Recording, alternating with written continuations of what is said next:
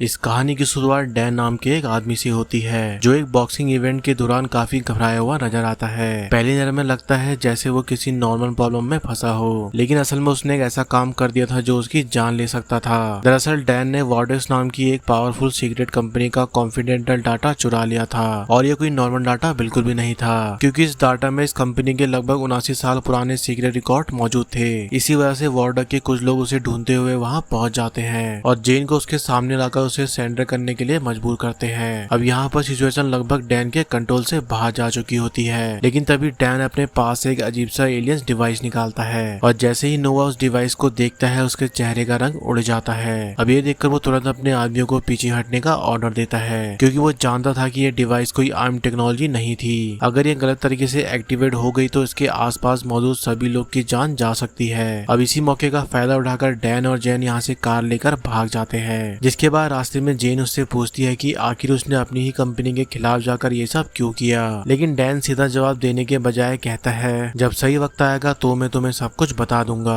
अब इसके बाद डैन योगो नाम के एक आदमी को कॉल करता है, और यहाँ हमें पता चलता है कि योगो पहले वॉर्डेक्स का एक इम्पोर्टेंट मेंबर हुआ करता था, लेकिन अब वो नोवा के खिलाफ एक सीक्रेट ग्रुप को चला रहा है। अब यहीं पर योगो कॉल पर डैन को तुरंत किसी सेफ जगह छुपने के लिए कहता है, क्योंकि नोवा किसी भी हाल में वो डाटा को वापस हासिल करना चाहता था। तभी इसी दौरान उधर नोवा जब कंपनी के रिकॉर्ड चेक करता है तो उसे पता चलता है कि डैन सिर्फ कॉन्फिडेंशियल फाइल ही नहीं बल्कि कंपनी का सबसे बड़ा राज भी लेकर भागा है, एक ऐसा राज जो पिछले 79 सालों से दुनिया को छुपाया जा रहा था। और इसी के साथ मूवी एक बहुत बड़े मिस्टीरियस ट्रैक की तरफ बढ़ने लगती है। अब इसी दौरान हम दूसरी तरफ मैरी नाम की एक न्यूज रिपोर्टर को देखते हैं जो टीवी पर मौसम और दुनिया भर में बढ़ते टेंशन के बारे में रिपोर्ट कर रही होती है, जिसमें वो रसिया और कोरिया के बीच आपसी विवाद से होने वाली वर्ल्ड वॉर 3 की पॉसिबिलिटी भी सामने रखती है। और इसी के साथ शो खत्म हो जाता है। इसके बाद मैरी अपने हस्बैंड ब्रैड के साथ बैठकर बातें करती है, जिसमें ब्रैड को लगता है कि दुनिया धीरे धीरे और ज्यादा खतरनाक होती जा रही है और इसीलिए शायद उन्हें ये शहर छोड़कर कहीं और शिफ्ट हो जाना चाहिए। अब ब्रैड के इतना कहते ही यहाँ पर एक अजीब घटना घटती है। दरअसल यहाँ पर एक अनोखा सा पंछी उनके घर के अंदर आकर मैरी को देखने लगता है, जिससे कुछ सेकंड के लिए मैरी उसकी आंखों में खो जाती है। जिसके बाद जैसे ही ये पंछी यहाँ से उड़कर चला जाता है, मैरी के साथ अजीब घटनाएं घटना शुरू हो जाती है, जिसमें वो सबसे पहले बिना सीखे रशियन लैंग्वेज बोलने लगती है, जिसे देखकर ब्रैड शॉक हो जाता है और ये देखकर मैरी को भी समझ नहीं आता है कि उसके साथ आखिर क्या हो रहा है। अब अगली सुबह हालात और भी खराब हो जाते हैं, क्योंकि जब मैरी अपने ऑफिस को जा रही होती है तभी रास्ते में एक पुलिस ऑफिसर उसे रोक लेता है, जिसके बाद मैरी अचानक उस ऑफिसर की पर्सनल लाइफ के बारे में ऐसी बातें बताने लगती है जिससे ये ऑफिसर चौंक जाता है, क्योंकि किसी अनजान इंसान का उसकी बातें जानना इम्पॉसिबल था। अब ये देखकर मैरी को एहसास होता है कि शायद वो लोगों की दिमाग की बातें पढ़ सकती है, लेकिन इस हादसे के बाद असली शौक उसे तब मिलता है जब ऑफिस में लाइव ब्रॉडकास्ट के दौरान मैरी अचानक एक अनजान लैंग्वेज में बोलना शुरू कर देती है, और पूरी दुनिया वाले इस ब्रॉडकास्ट को देखकर हैरान रह जाते हैं, लेकिन कोई भी उस भाषा को समझ नहीं पाता है। अब ये मैसेज खत्म होते ही मैरी लाइव टीवी शो पर ही बेहोश होकर गिर जाती है। तभी इसी दौरान उधर नोवा जब ये रिकॉर्डिंग देखता है तो उसके होश उड़ जाते हैं, क्योंकि वॉर्डेक्स के सीक्रेट रिकॉर्ड्स में ये लैंग्वेज पहले से मौजूद थी, और नोवा ये अच्छी तरह जानता था कि ये इंसानी लैंग्वेज नहीं बल्कि एलियंस लैंग्वेज है। अब ये देखकर वो अपने आदमियों को तुरंत ऑर्डर देता है कि मुझे मैरी चाहिए, उसे कैसे भी कर ढूंढ कर लाओ। अब इसी दौरान उधर डैन और जेन यूगो के आदमी चैट की मदद से एक सीक्रेट सेव हाउस में पहुंच जाते हैं, और ये जगह जंगल के बीच इतनी हिडन होती है कि यहाँ तक पहुँचना लगभग नामुमकिन था, लेकिन यहाँ भी अजीब चीजें उनका पीछा नहीं छोड़ती है। अब यहीं पर डैन नोटिस करता है कि आसपास के जानवर उसे लगातार देख रहे हैं, जैसे वो उससे कुछ कहना चाहते हो।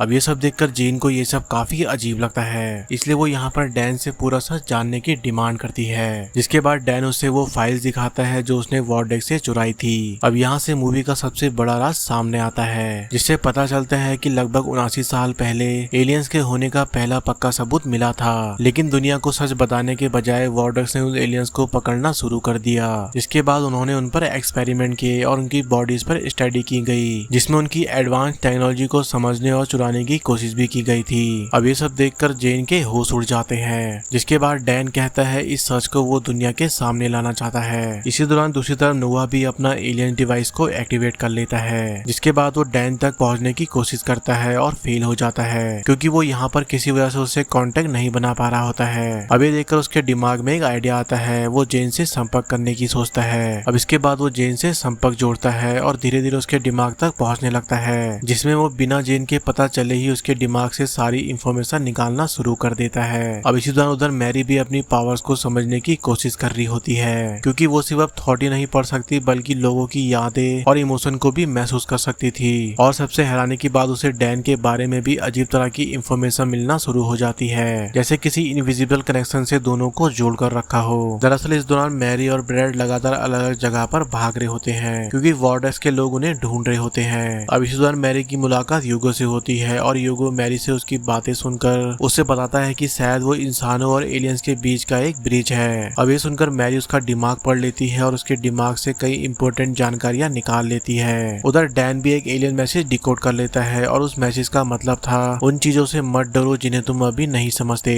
अब ये देखकर यूगो को यकीन हो जाता है कि डैन भी कोई नॉर्मल इंसान नहीं है, उसके अंदर भी कोई स्पेशल एबिलिटी जरूर मौजूद है। इसी बीच नोवा और यूगो के बीच एक डेंजरस मेंटल कॉम्बिनेशन होता है, जिसके बाद यहाँ पर यूगो एक शॉकिंग सच रिवील करता है, जिसमें वो बताता है कि कई साल पहले वॉर्डेक्स की फैसिलिटी से जो एलियन गायब हुआ था उसे किसी और ने नहीं बल्कि यूगो ने ही बचाया था, क्योंकि उसने समझ लिया था कि एलियंस इंसानियत के दुश्मन नहीं है। असल में असली खतरा तो इंसानों का डर और लालच है। अब इसके कुछ देर बाद डैन और मैरी एक दूसरे से मिलते हैं, जिसमें उन दोनों को एक दूसरे से मिलकर समझ आता है कि उनके साथ जो भी है पावर का कॉन्सिडेंस हो रहा है, इसमें जरूर कोई ना कोई बहुत पुराना कनेक्शन है। अब ये सुनकर यूगो उन्हें अपने साथ एक सीक्रेट बेस में ले जाता है, जहाँ मैरी अपने बचपन के घर की एग्जैक्ट कॉपी देखकर शॉक हो जाती है, क्योंकि यहाँ उससे जुड़ी हर डिटेल मौजूद थी। अब इसके बाद यूगो कहता है, तुम्हारे सारे सवालों के जवाब तुम्हारे पास में ही छुपे हैं। अब इसके बाद यहाँ पर एक एलियन टेक्नोलॉजी की मदद से डैन और मैरी अपने बचपन की यादों में चले जाते हैं, जिसके बाद यहाँ पर वो सच सामने आता है जिसे देखकर दोनों हिल जाते हैं। दरअसल बचपन में इन दोनों का एलियन से कांटेक्ट हुआ था, जिसके बाद उन्हें एक एलियन स्पेसक्राफ्ट में ले जाया गया था, जहाँ उन पर एक्सपेरिमेंट किए गए और उनके अंदर कुछ स्पेशल एबिलिटीज को ट्रांसफर किया गया था। इसी वजह से आज मैरी माइंड्स को रीड कर पाती है और डैन एलियन लैंग्वेज को समझ पाता है। अब यहाँ पर सारे पजल पीसेस अपनी जगह पर फिट होने लगते हैं, लेकिन तभी नोवा की टीम फाइनली इन पर अटैक कर देती है, जिसके बाद सिचुएशन पूरी तरह से वॉर जोन में बदल जाती है। लेकिन यूगो और उसकी टीम पहले से ही अपना मास्टर प्लान एक्टिवेट कर चुके होते हैं। जिसके बाद हम डैन को देखते हैं जो वॉर्डेक्स के सारे सीक्रेट रिकॉर्ड इंटरनेट पर अपलोड करना शुरू कर देता है। जिसके बाद मैरी लाइव टीवी पर जाकर दुनिया के सामने सच बताने लगती है और अब यहीं पर पूरी दुनिया एलियंस की असली वीडियो देख रही होती है, जिसमें वो secret military operation, capture aliens और वो सबूत जो 79 साल पहले छुपाए जा रहे थे, वो सब पहली बार यहाँ पर दुनिया के सामने होते हैं। जिसे देखकर यहाँ पर सभी लोगों को पता चलता है कि एलियंस हमेशा से उनके बीच ही मौजूद थे।